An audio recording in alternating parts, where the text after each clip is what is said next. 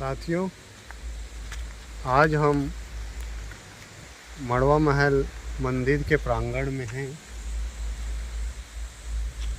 मड़वा महल के बारे में आप जानते हैं कि 1349 ईस्वी में इसका निर्माण हरिवंशी शासक रामचंद्र देव ने बनवाया था, जिसका अभिलेखी साक्ष्य हमको मड़वा महल अभिलेख संवत 1406 यानी 1349 ईस्वी का है, उससे पता चलता है। वह अभिलेख वर्तमान में महंत घासीदास संग्रहालय में संरक्षित है। इस मड़वा महल के प्रांगण में आप देखेंगे यदि तो काफ़ी सती स्तंभ आपको दिखाई पड़ेगा। सती स्तंभ सामान्यतः क्या सही बात यह है कि कोई भी शासक, योद्धा अथवा व्यवसायी या कोई भी व्यक्ति का जब निधन हो जाता था तो तत्कालीन समय में बहुधा उसकी पत्नी या पत्नियां, एक से अधिक भी हो सकती थी, उनके साथ सती हो जाती थी। तो उनके सम्मान में एक स्तंभ बनाया दिया जाता था, जिसे सती स्तंभ कहते हैं।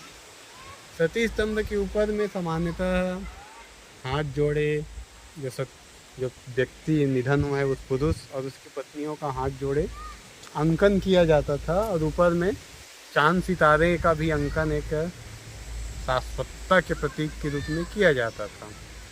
वैसे ही एक सती स्तंभ है। सती स्तंभ देखिए, अभिलेख युक्त भी मिलते हैं और बिना अभिलेख के। बहुत से सती स्तंभ ऐसे होते हैं जिसमें जो व्यक्ति मृत्यु हुआ था और उसकी पत्नी जो सही सती हुई थी उसके नाम का अंकन मिलता है। जब बहुधा वो लघु उसके लिए काफ़ी छोटे रहते हैं, लेकिन हम ये जो सती स्तंभ की बात कर रहे हैं इसमें काफ़ी एक लंबा अभिलेख है। 1 2 3 4 5 6 7 पंक्तियों का अभिलेख है। ये खंडित है, ये आगे और रहा होगा। इसका जो ऊपरी हिस्सा सती स्तंभ का ऐसा रहा होगा, जो अभी ये खंडित है।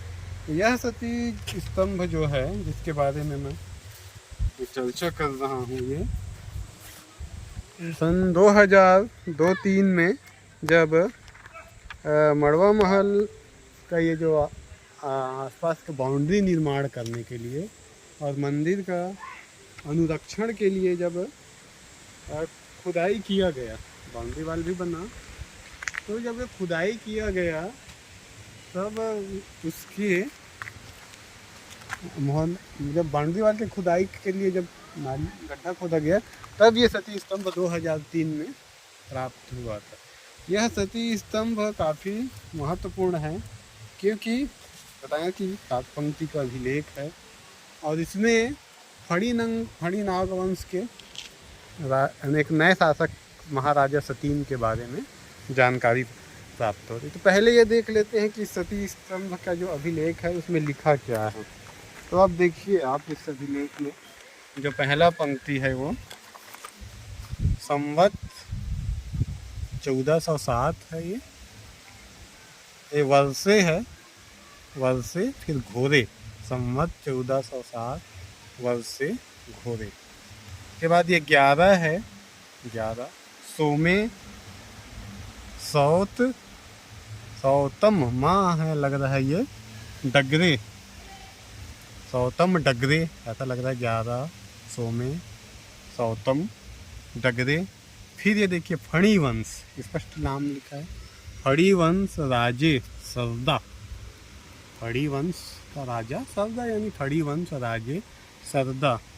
उसके बाद ये थोड़ा सा स्पष्ट है, फिर भी इसको ते गार्य पढ़ा गया है, ते गार्य।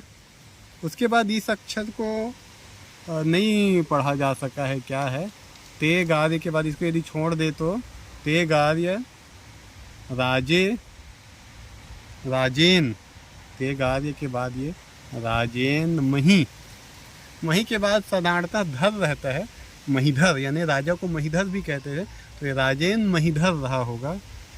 फिर यहाँ देखिए पुत्र पुत्र श्री महाराज सतीम। राजेंद्र महिधर कोई राजा का नाम रहा होगा, उसका पुत्र महाराजा सतीम का जिक्र आया है। पुत्र श्री महाराज सतीम। उसके बाद और खंडित हो गया है। उसके बाद यहाँ पर का ये जो 3 अक्षर है, थोड़ा ये वाला और ये वाला समझ में नहीं आता। इसको रनम पढ़ा गया है, लेकिन थोड़ा सा मुझे डाउट लग रहा है। अम की मात्रा है तो ये रा भी है, लेकिन ये थोड़ा सा डाउटफुल है। उसके बाद का तो क्लियर है, राउत घाघम पुत्री,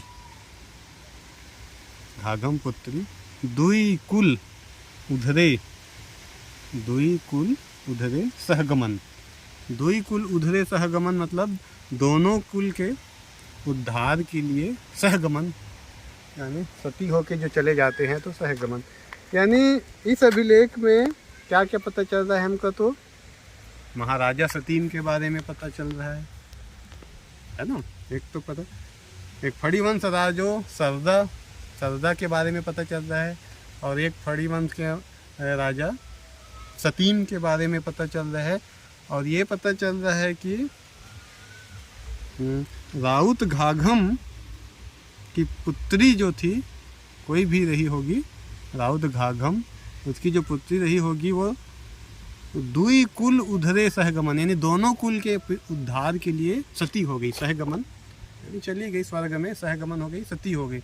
यानी राउत जाति के एक स्त्री जो घाघम की पुत्री थी वो सती हुई, इसका पता चल रहा है।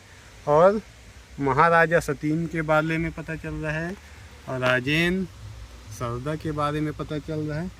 अब बात ये आता है कि महाराजा सतीम, और ये संवत 1407 का है, क्योंकि हम मानते हैं कि विक्रम संवत उस समय प्रचलित था इस यहाँ पर।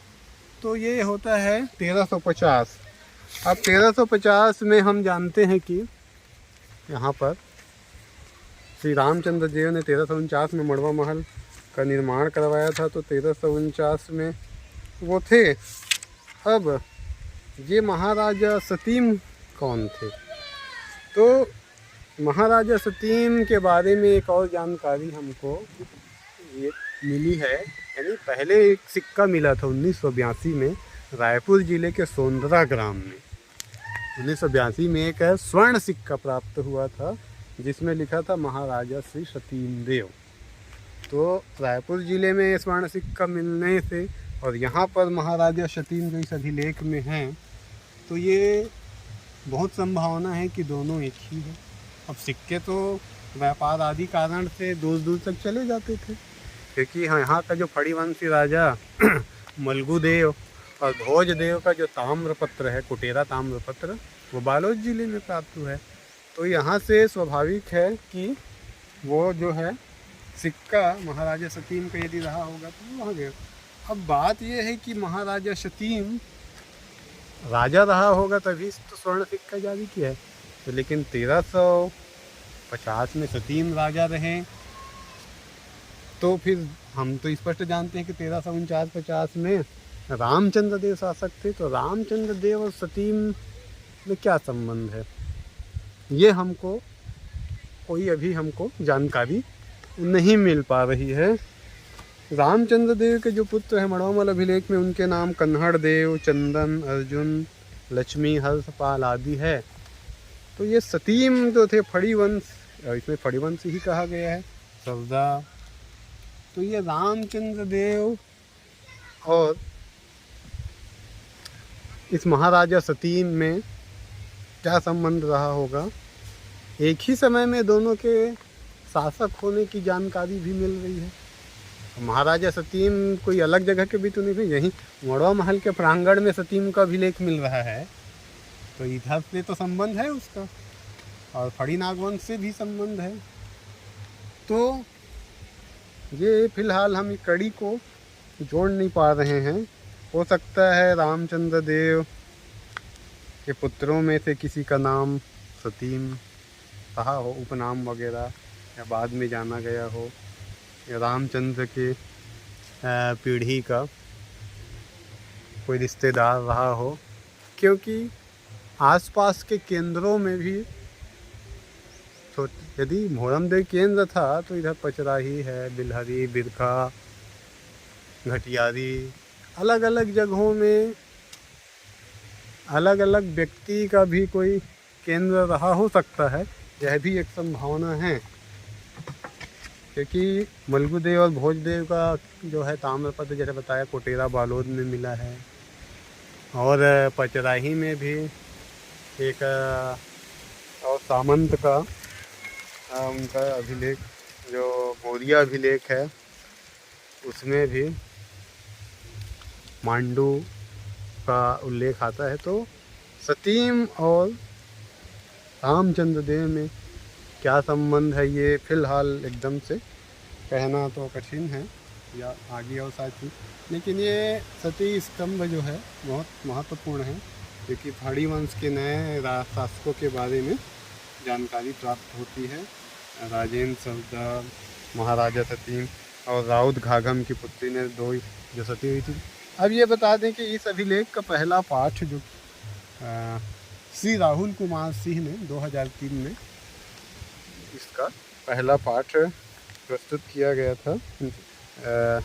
खैरागढ़ की जो शोध पत्रिका, खैरागढ़ विश्वविद्यालय की शोध पत्रिका निकलती है, उसमें उन्होंने कला वैभव में श्री राहुल कुमार सिंह ने इसका पाठ प्रस्तुत किया गया था। फिर बाद में ये इसका पाठ जो है बालचंद्र जैन की जो है उत्कीर्ण अभिलेख, जिनका परिवर्धन राहुल कुमार सिंह और एक और सर हैं, उनका ध्यान नहीं आ रहा है, उनके द्वारा जो बाद में परिवर्धित संस्करण जो उसका आया उसमें किया गया है। वो परिवर्धित संस्करण जो आया था 2005 में, उसके द्वारा किया गया है, उसमें है ये अभिलेख।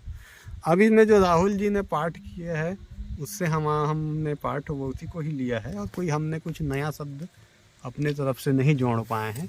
यद्यपि कि हमने बताया कि एक दो जगह है, उसको बाद में यदि कोशिश हुआ हमसे तो जानने का प्रयास करेंगे। यहाँ पर ये एक अक्षर और यहाँ पर का एक दो अक्षर रनम के पहले जो पढ़ा गया इसमें थोड़ा सा डाउट है। तो फिलहाल ये पाठ जो है सती स्तंभ का उपयोगी है और जानकारी है। तो आज मैं और श्री महेश आमदे सर इस पाठ को हम लोगों ने यहाँ पर मड़वा महल के प्रांगण में आकर अभिलेख का हमने आपके सामने पाठ प्रस्तुत किया है। तो आज के लिए इतना ही, धन्यवाद।